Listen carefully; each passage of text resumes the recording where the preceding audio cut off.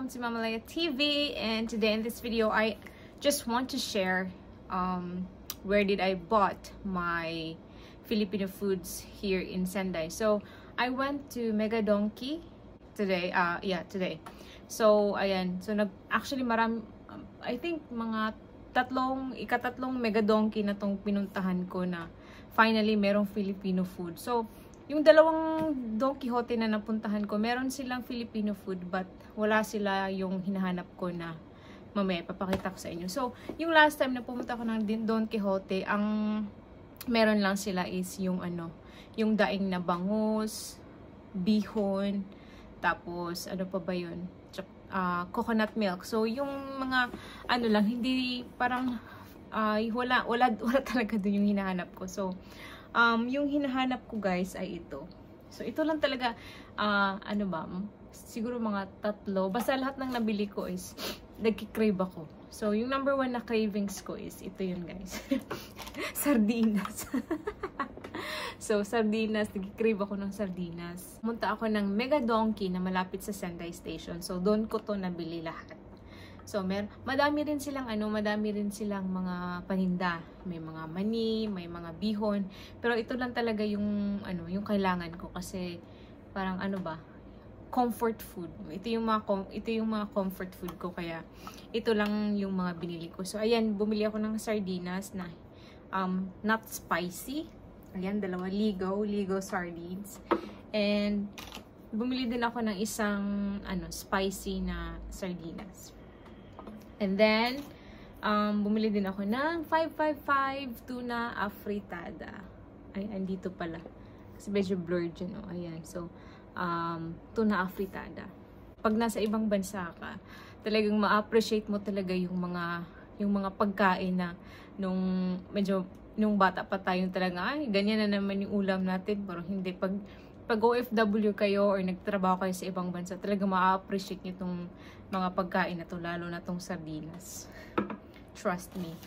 So, ang next na nabili ko ay ginisang bagoong. Ay, spicy pala to. My gosh, nagkamali ako. But anyway, ayan.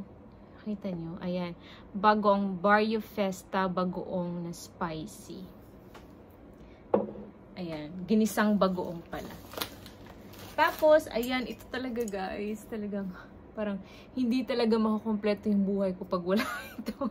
So, ayan, naubusan na ako ng ng pinakurat. So, ayan, buti na lang meron sila. Tapos, ang dami pa ng ang daming stocks nila. So, I'm so happy. And then, may expire pa siya next year. So, kahit naman may expire, pwede pa ito magagamit. Charot. So, ayan, so, sukang pinakurat. Ayan, ito talaga yung favorite ko, pinakurat.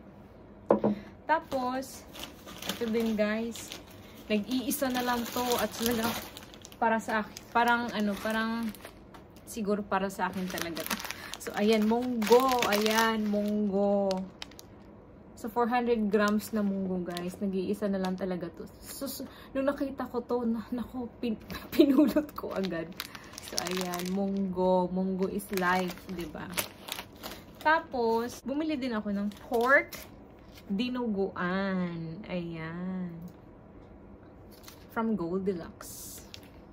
So, yung ginagawa ko dito, kasi parang sa akin, medyo maasim eh. So, lulutuin ko siya ulit. Tapos, lagyan ko usually, nilalagyan ko ng tubig. Tapos,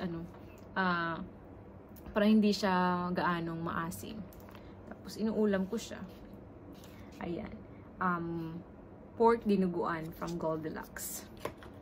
And then, bumili din ako ng chicken cubes. Kasi dito sa sa supermarket, bihira lang ako makakita ng Knorr chicken cubes. So, ayan. Bumili na lang ako dun.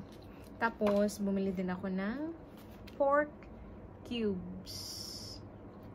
Tsaka dito naman, dito sa Japan, wala akong nakitang masyadong pork cubes. Merong beef, pero pork, wala masyado. So, buti na lang meron sila.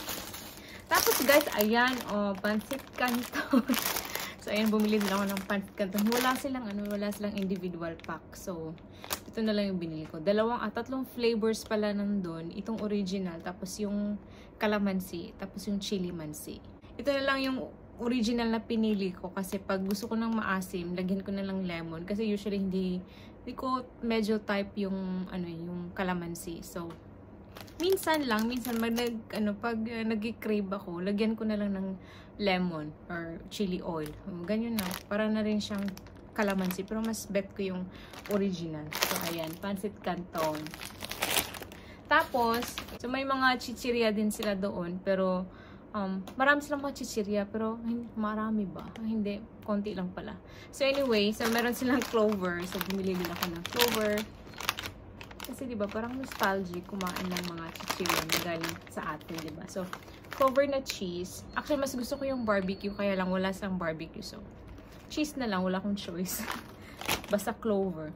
Tapos, ayan, boy bawang. Nagbago pala silang, ng packaging. So, boy bawang cracker nuts. Ayan. Tapos, medyo malaki. Ewan ko lang. Pero, ayan, boy bawang. So, yun lang, guys. Ito lang yung mga nabili kong, mga Filipino food dun sa Mega Donkey na malapit sa Sendai Station. So, kung may mga kababayan tayong mapanood yung video na to na kung saan mabibili yung Filipino food. Lalo na sa akin, baguhan lang ako dito. Hindi ko alam kung saan mabibili.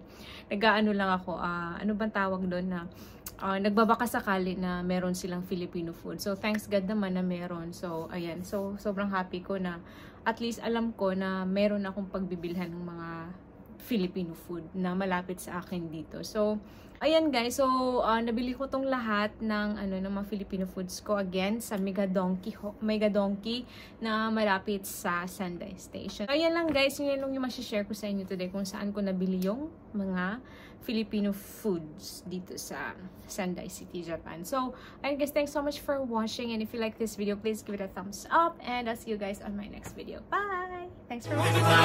Every day, late at night, not okay. All I want, and I pray, all I need are some better days.